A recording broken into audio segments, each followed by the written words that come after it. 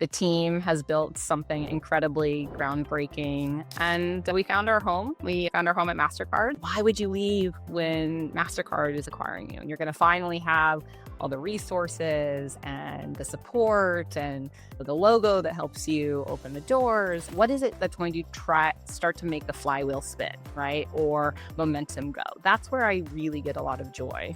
That's how I decided to do it. I'm going to be a Chief Product and Technology Officer. Today, I have with me Tyama Hanson-Drury. She has most recently been the Chief Product Officer of Minna Technologies. They've had an exciting exit recently. I'll let her tell you the story. But first of all, Tyama, I just want to start by saying congratulations on being one of the best CPOs of 2025. Thanks, Renee. It's so nice for the recognition. And it's just really cool to see all the incredible people out there building cool things. Yeah, no kidding, including yourself. Really excited to learn about your journey and all of what you've been up to. But before we do this, why don't we just take a second? Be great to get to know you. Tell us a little bit about, your most recent company and where you might be going. Sure. So I'm just on taking a little bit of time off for the first time in my career, actually, because I just left Minna, which was where I've been home for the last 4.5 years. When I joined Minna, it was a interesting time. It was, and still is, a fintech dedicated to helping people manage their subscriptions. So you, Renee, probably like everybody else, has more subscriptions than you realize, and that is not always what you want, right? You don't always want to be spending that much money. Finding them and managing them effectively can be painful for a consumer, but there's also problems related to managing that hits both the banks and also the subscription businesses themselves. And so when I came in, it was just raising its Series B, and they were pre-product market fit. I mean, they had some signs that, like, at first, even I thought, okay, maybe they've got product market fit. But as I dug into it, I realized, no, we're not quite there. And that is something that moves quite a bit, and it's agile. But we spent some time there. We figured out that we needed to be a dual-sided marketplace as opposed to just serving banks, which is what we were doing at the time, putting our product in a bank so that a bank's customers could get the benefits. And over the last 4 years, we've just scaled like crazy. We went from 7 million users to 120 million users with several hundred million in the sales pipeline to close. The team has built something incredibly groundbreaking, and we've scaled in a very cost-efficient way, leveraging automation, machine learning, and the end, AI. And we found our home. We found our home at MasterCard and have been acquired by MasterCard, and make a lot of sense as part of their commitments to serving not only consumers, but the banks and the merchants that support them. And so it was the right time for me to move on to the next things. Very exciting. Are you able to share us what's next for you? Of course. Yeah. Yeah. I mean, a lot of, people have asked me, and for anyone who's listening, and I suppose kind of at that place in their life, why would you leave when MasterCard is acquiring you? And you're going to finally have all the resources and the support and, the logo that helps you open the doors. And what I have really tried to do in my life is pay attention to what drives me and what ignites me. And I know that kind of 30 to 100 million journey where you are figuring out what is it that is going to double a deal size? What is it that's going to help you expand your TAM? What is it that's going to start to make the flywheel spin, right? Or momentum go? That's where I really get a lot of joy. And so I just knew that, like, the incredible story that we'd done with Minna, which was innovation, and this always follows the same path, right?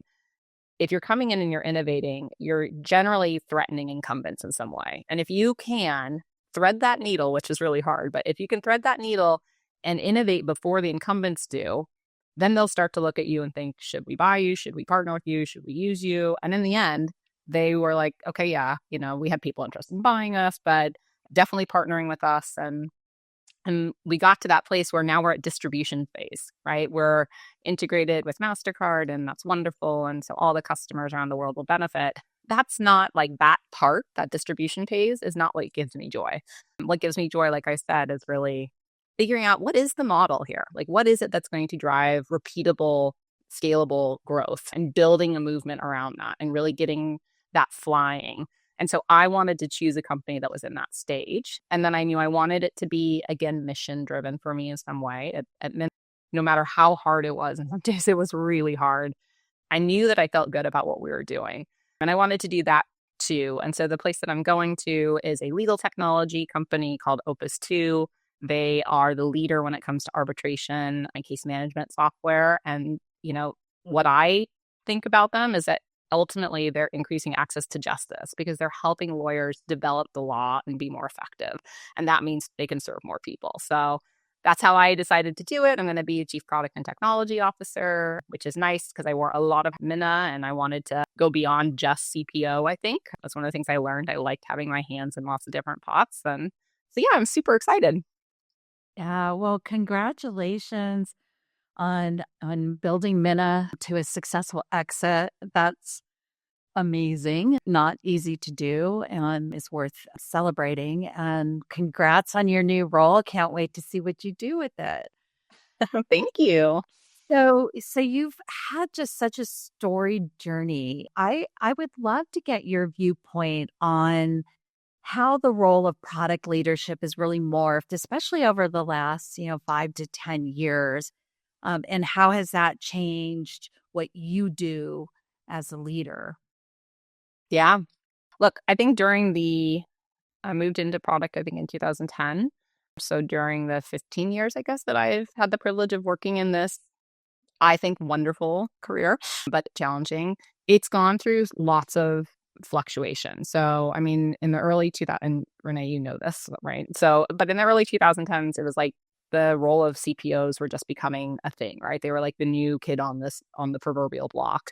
It reminded me a lot of like early in my career when the CMO was the new thing. And McKinsey was like, every business has to have a CMO. And I feel like that's, by mid to late 2010s, that's where the CPO was. And yet, I think, as is with anything that's new, what does a CPO do was not really well understood. And how do they add the most value was not really well understood.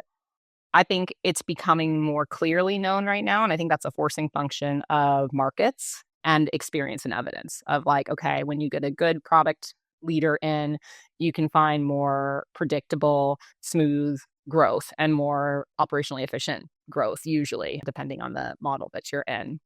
And I think, what I've seen firsthand, because I certainly haven't been a CPO that whole time, is, when I first started, it was really about understanding customer needs, managing a roadmap, building something that met those customer needs, right? Whereas now it's like orchestrating the business. I mean, for me, and obviously I've had my own experience, but I mean, like I had almost 70% of the business reporting into me. It was product, it was technology, it was operations, it was integrations, it was data, it was marketing. And I don't think that that's that unique in that I think product roles are growing. I have a lot of friends who are now the proverbial, alphabet soup of the title. CPTO, CPDTO, blah, blah, like all these different roles, right? And I think part of that is a forcing function, again, of budgets are coming in and people are saying, look, we need to see the best ROI. We've obviously come off of the swings of growth at all costs back into operational efficiency and profitability reigning. But also, I think that the product mindset, when it thinks about what you're doing as a business model and how to build the most efficient business model, the CPO is incredibly impactful. And so I think today, like the CPO is sitting at that intersection of strategy and commercial and systems design and storytelling. And, it's influencing not just obviously the product and the technology side, it's influencing going to market, oftentimes M&A. So it's really grown into, I think a wider hitting role than what it was, 15 years ago from my experience. Yeah, it's like you're singing from our playbook. It's is so true, and the research actually proves it. Last year, Mm. when we did our annual study, we actually looked and we compared companies that were led by chief product officers versus those who still haven't made the leap. And they were point blank more successful. And when I say more successful, they had higher growth, they had higher returns. And we looked at it at all company size. We looked at it at, pre-public. We looked at really large public businesses, and then we looked at the ones in between. So you're spot on. Certainly has been my experience when I look at our, top CPOs, the ones that really seem to be making the difference are the ones that look at their role as a business role, not a technology role, not a product role. And so in many ways, the title CPO is a little misleading. It's important because that's probably the hard part of it. But in a product-centered world, we look at the product as the center, but it influences go-to-market, it influences operation, it influences, finance. It literally influences the whole business. Absolutely. Yeah, I mean, it's been a few years since I've looked at this, but I remember I had to do a talk, and so I was looking at, and I think it was actually your guys' research that looked at the predominance of CPOs into the CEO role. And obviously it's not like big one like the CFO and COO. Like those are very Yet. common ones. Exactly, yet. But like I suspected looking at that, like if we were plotting the growth and the change rate of that, like, versus the early days of the CFO and the COO picking up, like we're probably picking up at a faster velocity because you really are running oftentimes, if you do have, again, to your point, the type of product role or organization in a business that thinks about it as a commercial growth engine, you really are running oftentimes kind of business units, which is why, like, I think a lot of GMs and a lot of commercial leadership is coming out of CPOs because you have to figure out how to make money profitably. Yeah, yeah. Well, thank you for sharing that perspective. And of course, we're very aligned. So I want to take that thread and take it all the way down to the product manager. And maybe you can answer in a similar way, but with more of an emphasis on, even the last 5 years on how the role of the product manager has changed. And would love your thoughts on especially the last couple years with AI. Yeah, sure. Well, I mean, I think one of the things that's become really, really important is that, and again, I don't know how much of this is like me and my experience, but like I have really pushed my product managers to be commercial beasts. Like they have got to be spending time with customers. They have got to, and I come from a B2B background for everybody to know. So I'm not a B2C kid, I'm a B2B girl. But they are spending time with customers. They are walking in the shoes of the customers. They are eating their dog food. They are using it. I mean, like literally in my last role, I had our, engineers performing subscription cancellations because I was like, we have to experience this. We have to understand this. So that customer obsession has gone from what used to be, I think product has always been about customer problem and value. Like that's one of the things that drew me to it. But it's been more about, but are you with them? Are you shadowing them? Are you spending time doing the job? I think that's one of the things I've seen. Obviously, data literacy and data use has become really, really important. There's just no excuse for, I think, there has to be, I think this, so I've looked into how to test myself. I've looked into how to challenge myself because we all bring biases, we all bring mental hacks. And so, you know, making sure that we are experts in how we leverage data. I think the product manager role has had to get really good at building and developing relationships much wider than the office, right? Because of the pandemic, we really, when I'm hiring somebody, even if, I'm going to have people in the office 3 days a week, they need to be able to build a damn good relationship with, someone who they're not going to be able to see in person, right? And they need to do that through empathy and curiosity and, humble attitudes and living by their commitments, right? So I think that ability to work in both hybrid and in-person environments. So those are some of the things that I think have changed. I think some of the things that haven't changed are curiosity, empathy, really being able to manage multiple different balls at once and be able to sort those balls back into the order that they need to go to, play the game they need to play. And I think where it falls in is that it's around that curiosity and that ability to manage multiple balls. If I detect that somebody is feeling protectionist about their job and nervous about AI, I immediately hit it on the head because, what I tell them is like, AI is coming for your to-do list. It's not coming for you. It's not coming for your job. Like we need critical thinking more than ever. Are you kidding me? Like the human mind can hardly focus on anything more than a few seconds these days. So we need you to think critically. We need that. But what you need to be doing is using the right tools. I'm not going to have you trying to get from my house to Renee's house on a pogo stick. You need to get in a car. A car's available. Like, so, use the car. So I think that, from an AI perspective, it comes down to curiosity and using the best tools to get the job done. And I try to encourage that with my teams because I think you have to model it. You can't just say it. Like, so for example, I'm working, going to be joining this new company. I'm going to take several of the things that I've done before. And one of the things is I expect everybody to be using an AI tool once a week. Hopefully everyone's using it once a day, but like Once a week.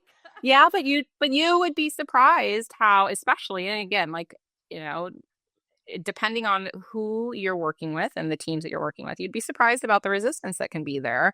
And the problem with that isn't necessarily just the resistance, it's that you don't start to think AI first. And I guess the way that I think about this is I was helping do consumer insights during the move to mobile. And so many people wanted to take these surveys that had been written to be taken on a PC or even in person at some point, and they wanted to just cram them onto mobile. And one of the most successful things I did is I got people to start using apps every week because I was like, you have to do this. You have to start to think mobile first.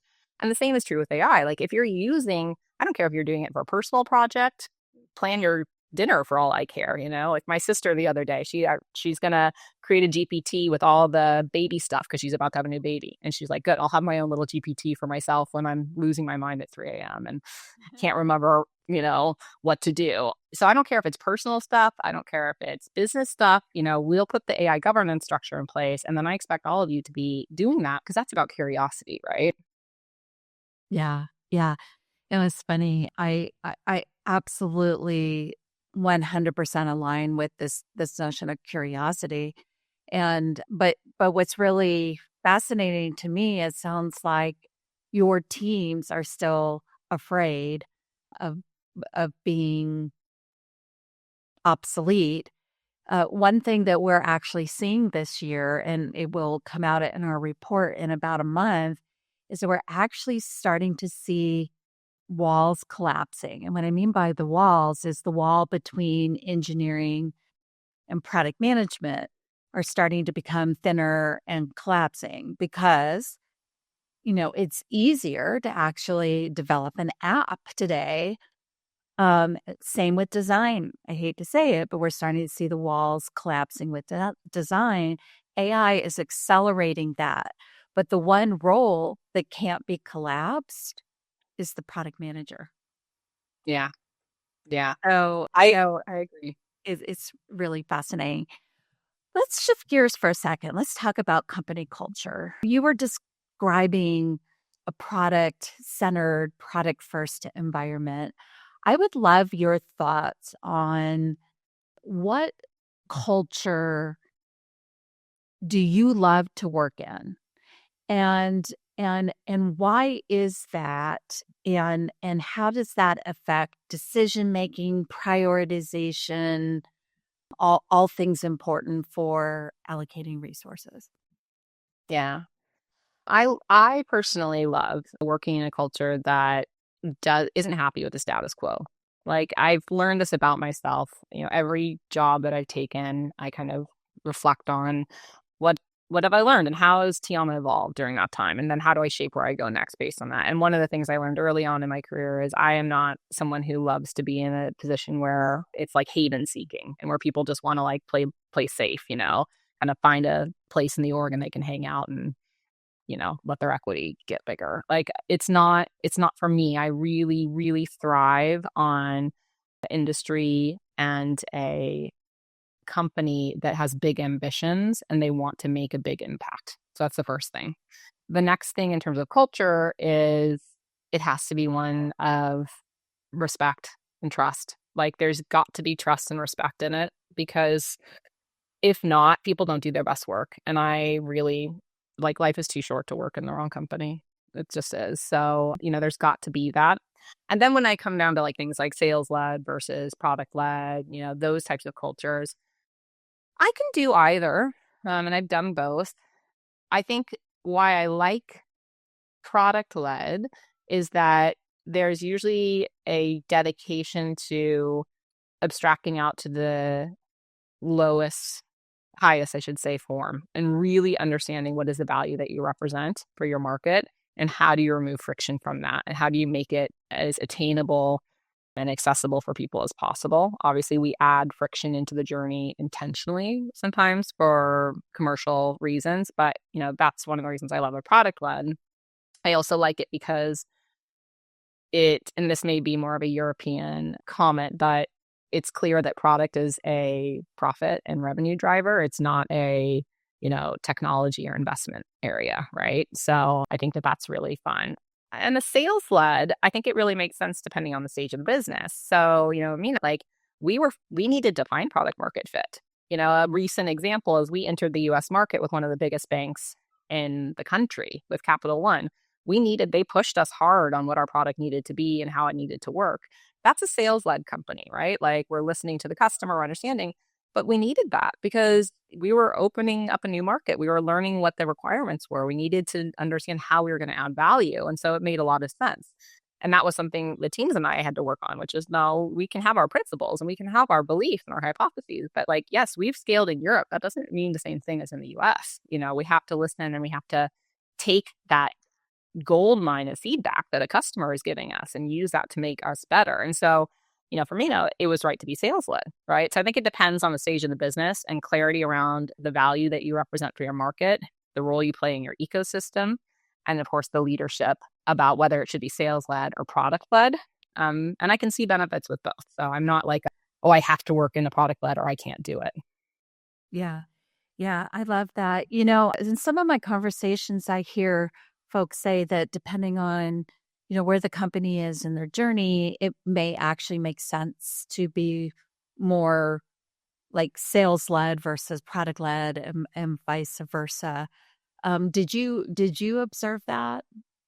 Yeah, I did. And I think I suspect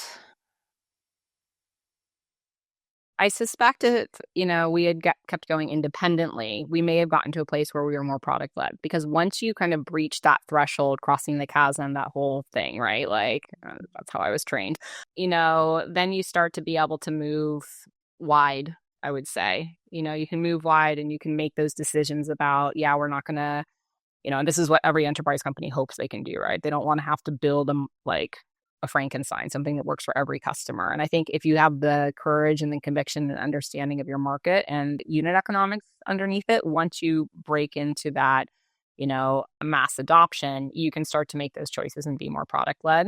But I think it's especially in the B2B enterprise space, I think sometimes it's difficult to do that in the early days. Although there's tons of companies. I mean, Reed is a great example. Like I've been using them since the beginning when David launched it. And they're a great example of like, they've been very product led, but they're just very customer obsessed and they listen and focus on user value. So yeah, I don't think I think like everything, it depends on the leadership, the team, the deep listening to the market, and what the skill sets are in-house and how they can run things effectively.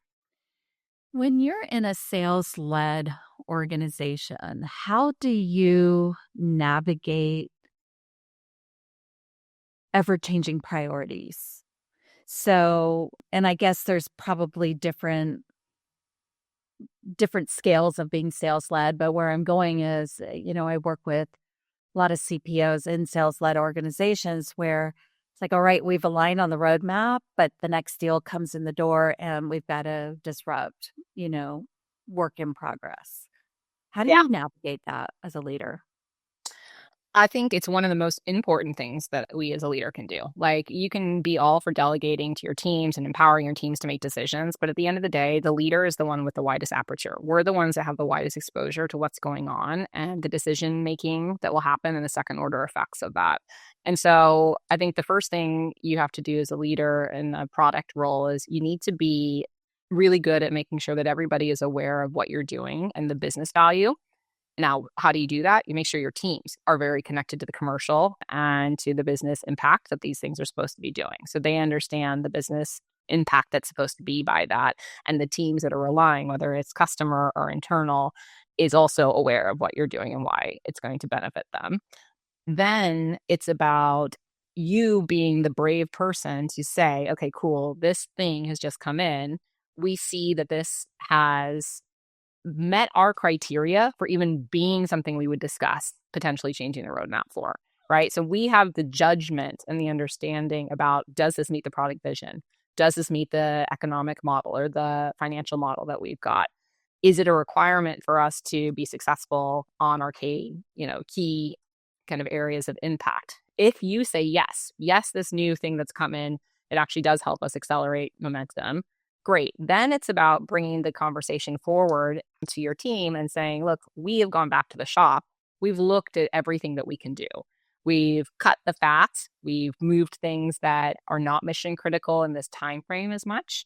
We have looked at how we can, leverage anything else to help us kind of really break those stuff down into small problems and get it done in an iterative fashion. And we're still in this position where we need to make a change.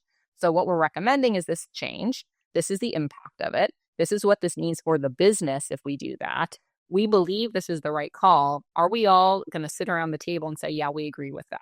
Right. And I think that, you can't do that for everything, but at the biggest levels, you have to, because at the end of the day, my team is my exec team. It's not my product team, right? It's not my design team. It's not my engineering team. My team is my CEO and my CFO and my chief revenue officer. And they're relying on me to deliver what I said I was going to do so that we can kick ass and we can be successful. And so we have to make that team decision. And they're relying on me to be the expert to make a recommendation that they can trust. But I'm going to give them every bit of information I can for them to push back on me because they've got aperture that I don't have. So they may be like, oh, wait, actually, no. So, that's how I try to do it. It's not easy, but that's the approach I take. Yeah, super smart. I love it. Um, I would love to shift gear for a second. When you look at your industry, now, granted, you're transitioning industry, so let's just look at Minna's industry. Sure. You know, how did you what was, your vision for the future and how did you lead your team? I'm really looking for keeping a team aligned on not the tomorrow, not the today, but down the road and making sure that you guys are constantly heading in the right direction. Yeah. I have a bit of a playbook in this way. And I think it's like my own competency. So it's easier for me to do. But I'm a big, big fan of a vision and a strategy. And that vision has to be something that answers all the questions that you just mentioned. And the strategy does too. Because I think if you build that in the right way, which is, you're building it with others, not in a vacuum, it's easy to understand. It's simple. It's inspiring. People will look at it and they'll see themselves in it, not because they've taken it on board as something that they've learned, but actually they've contributed in some way to it. They see it, whether it's they directly have given feedback or it's the work that they do is a core piece of it. They'll be bought in. So the first thing is every leadership role that I've had, there's been a vision and a strategy, and that vision and strategy has been to deliver on the company goals and the business goals, right? The second thing I do is I talk about it all the time. So like when I was leaving, the team was joking and being like, Tiama flywheel Hanson-Drury, because everything, when we would make these decisions, I'd just be like, okay, but does it deliver ease and choice? Does it deliver better actions? Does it drive more merchants? And those were the pieces of the flywheel. And when we didn't, it was a great thing for me to say, go back, think about it, figure it out. We've got to figure out, this has to work for all three. If it doesn't, we're not doing what we want to do.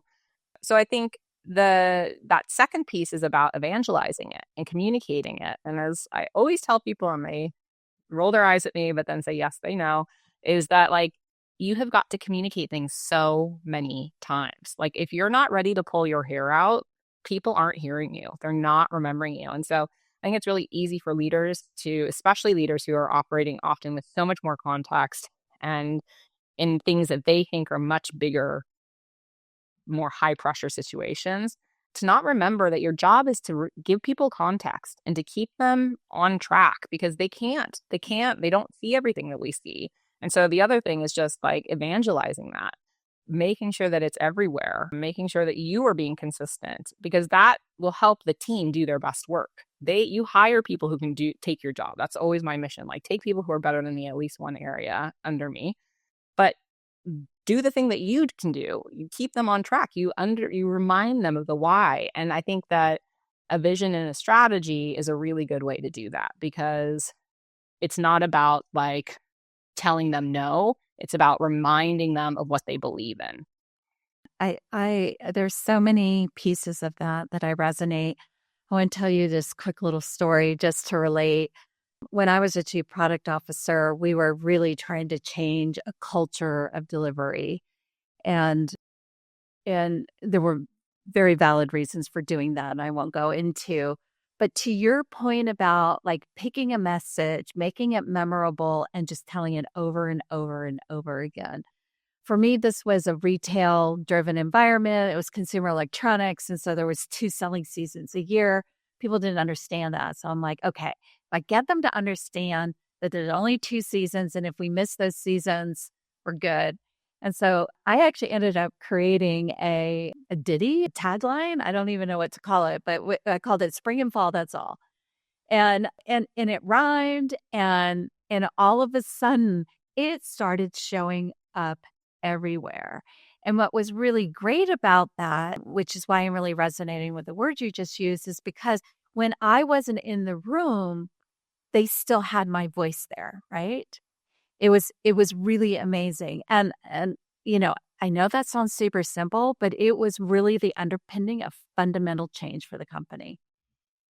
Look, simple is so often overlooked, and simple, like, is it like, and I think a lot of people don't have the patience to do what you just said. Like, I think they want to overcomplicate something. They want to, or maybe they want to be in every meeting instead of giving the team something that they can really fly on their own. I mean, who knows the reason, but like, I agree with you. It may sound simple, but it's the difference between successful execution and lumpy execution. No question. Yeah, I absolutely love that.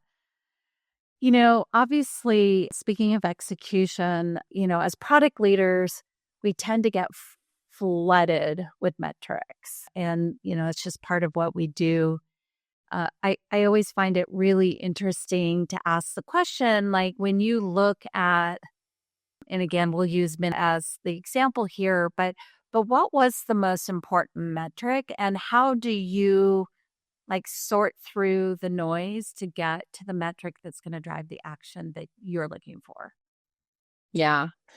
Well, I think the first thing is you need to again, simple, but let's not undervalue it.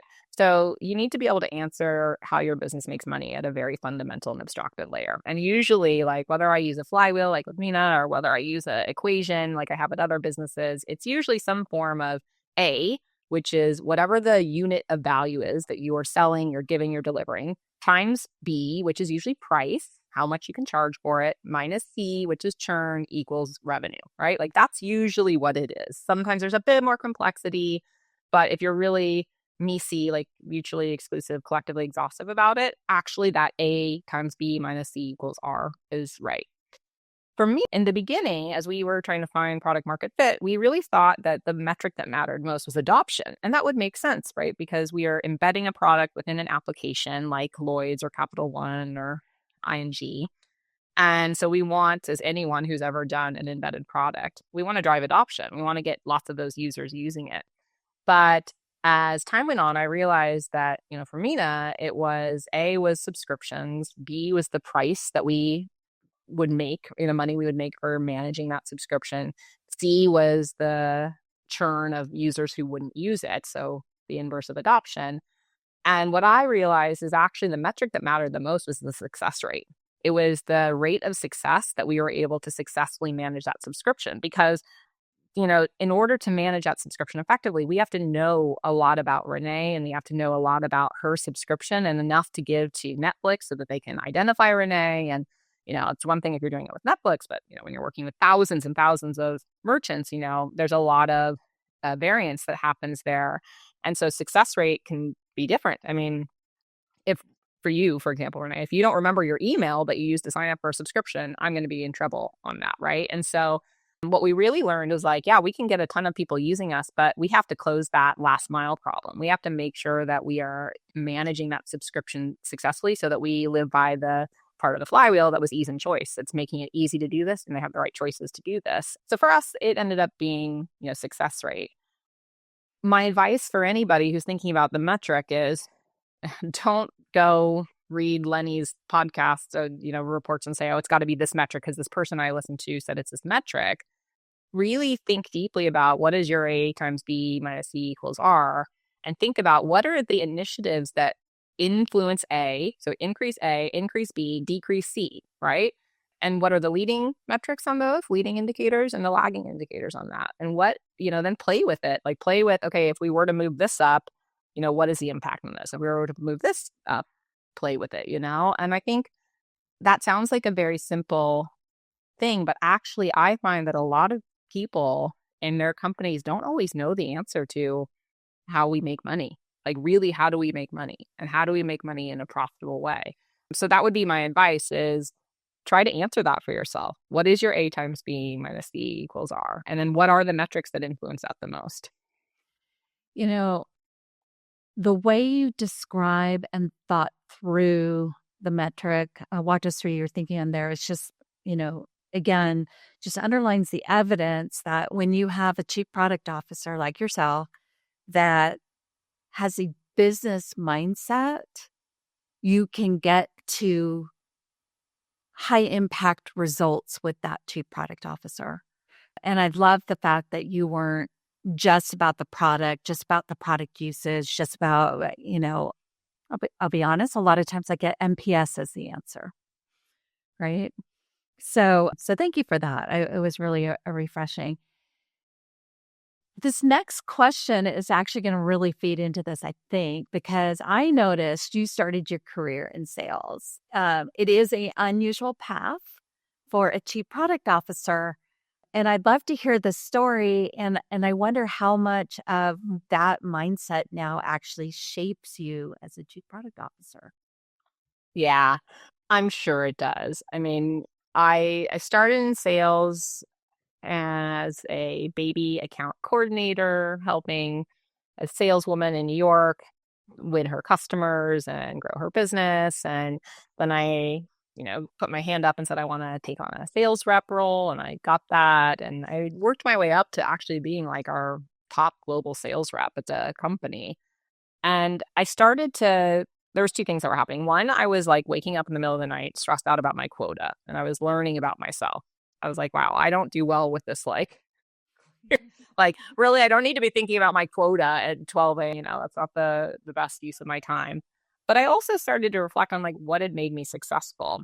And it was aided by actually our chief, actually it was our controller, it wasn't our CFO, it was our controller who came over to me. He's like, Tiama, what are you selling? Because it is awesome. Like the OpEx on this is great. The average project is way bigger. Like what is it? And I realized that what I was selling was a solution, if you want to call it. I didn't know what product really was at that point, but I was working with customers, and I will always be grateful to my customer at Warner Brothers who said, wouldn't it be cool if we could not only see what Renee says in a survey, but what she likes on Facebook? Wouldn't that be great? We could probably market films more effectively that way. And so I sat in the same office as our data team and our engineers and our data science team. And so I just went over and I was like, okay, I've seen there's this thing like an API feed, a Twitter feed, a fire hose of data we can get. Like, what if we were to build what is ultimately ended up being like a consent-based Cambridge Analytica? And we started to sell it, and it wasn't just Warner Brothers who wanted it. Suddenly other clients wanted it, and they wanted it to be added to their project. And that's what led to the controller saying, what's going on? Why are these projects so much bigger? And why is the margin on it so much better? And that really piqued my entrepreneurial mind because I was like, ooh, more impact and like better for the business. Interesting. And so I started to ask around, what is this? And people told me this is this new area of product. It was like 2009. And so our company, when it went through an acquisition, we were acquired. I was going to go join another company as a product owner or product manager. And my company, the new parent company, WPP, who had bought us, well, you could stay, you could take product marketing because you know the customer, you know the pain, and you could help us start to articulate what we do better and maybe even shape the product funnel. And so I did that, and that was really helpful. Like, I learned how to articulate benefits. I learned how to really talk about the value and not about the product, not about what we're doing, but about how we serve our customers better and how with us, their lives hopefully are improved. And then I moved into leading teams of then I moved into being a product manager there. Then I moved into teams. And then I left and went to a SaaS company because I learned that I wanted to push myself in new ways. And I'd been at that one company for almost 12 years at that point. So lots of different roles, but almost 12 years. So then I took on a role at a SaaS company, creating the first time I created the product vision and strategy for a company as opposed to for a product. And then I went on to a much bigger company and led it for a nearly $1 billion company. And I found that interesting. I created a recurring revenue line item at that point. That was like my big thing that was really interesting, plus managing much bigger teams. And then I went to me because it was time to do something that I felt passionate about. I got to a point in my career where you and I were talking in the waiting room before this, like, look, there was lots of good things that I did in the world of insights and advertising and MarTech. But at the end of the day, I really wanted to work in an area that I felt personally passionate about, and financial inclusion and awareness was one of those areas. And so I went to Minna, and now I'm going to legal with the access to justice. But it's really interesting because, throughout the whole journey, regardless of your role, you are all about solving for customer problems and bringing value to the company that you work for. So those two things are pretty magical, and it's really obvious in your career and your career trajectory. Thank you for sharing that. Fortunately, we are quickly coming to the close, but I would love to get to the rapid fire question section if you're up for it. Hit it. Let's do it. All right. So real quick, what makes a great product leader? Well, probably no surprise, but clarity of vision and strategy. And that vision needs to be well thought out. Like, it needs to be, delivering on the company vision, and the company vision should be a minimum of 3 years out. So it really needs to be bulletproof, if you will. So that's one. The ability to help others see themselves in that is also important. You can have a great vision and mission, but if nobody sees that as the thing that inspires them and gets them up and out of the trenches when we're in the trenches, because Lord knows we are in the trenches, and that doesn't work. So I think that has to happen. Ability to spot patterns is really important, not in terms of just creating your vision and strategy, but making sure that it's being executed appropriately, looking for patterns in your teams and making sure that they're doing okay, finding the problems before they start, right? Deep listening and low ego, I think is really good, because if you're really deeply listening, you're gonna potentially see things that other people won't. I think the ability to build incredible teams is so important. Like, I am not the best firefighter. I've just built a damn good team of firefighters. And that really is my superpower. And then I suppose we kind of talked about it already, but it's not just understanding your vision and strategy about why you'll be successful. It's really understanding the ecosystem and the way that ecosystem makes money and is being disrupted, right? Like, you need to be looking out for those things. I think if you can nail those things, and then all the stuff that everyone always says, you need to have empathy, you need to be a critical thinker, you need to be resilient. Lord knows you need to be resilient. So yeah. Yes. Wow. What a great list. Love it. Okay. Next quick question is, what is your favorite tool? Well, I really do find it would be hard not to have the benefits of Read. I love Read AI. Part of me is I know David, and I've had him on my podcast when he was just starting to build the company, and I've seen them just explode. I mean, they're like in the top 10 AI companies in the world now. So that's obviously like I feel like I followed their journey, but the product actually makes my life better. I love it. It really helps me. I can't live without Gamma, right? That's probably a lot of people these days, but I mean, it's very helpful and it just cuts down on the work to do things for me. And then, just using the different LLMs for their purpose, like I was talking to someone about this yesterday, and I mean, I think like probably a lot of the listeners use, GPT or Claude, whichever one it is, that you're right, OpenAI or Claude or whatever it is that you're using. I use it more than Google these days. I know you're ex Google, but I use it. I use it more. But I think the other thing is like the superpower of using the right tool for the right job.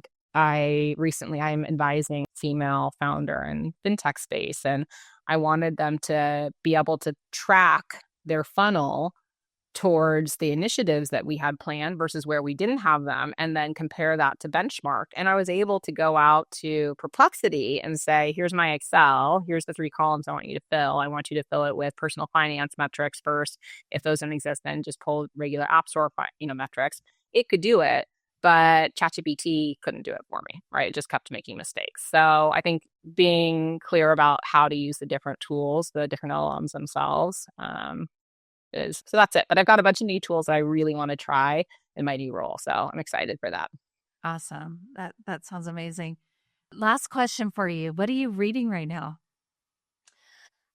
It's a book called Stolen Focus. I don't know if you've heard of it. It's by Johann Hari. It is. So have you read The Anxious Generation by chance? No, no. Okay. Both books I would give because this is really occupying a lot of my mind recently. Like there's a lot of products that have been built to hack our attention and to keep us using them when I don't think it's good for us. And these are 2 books that are talking about the impact of it. So Anxious Generation is all about children and how they've moved from what he calls a play-based childhood to a screen-based childhood and the impact of that.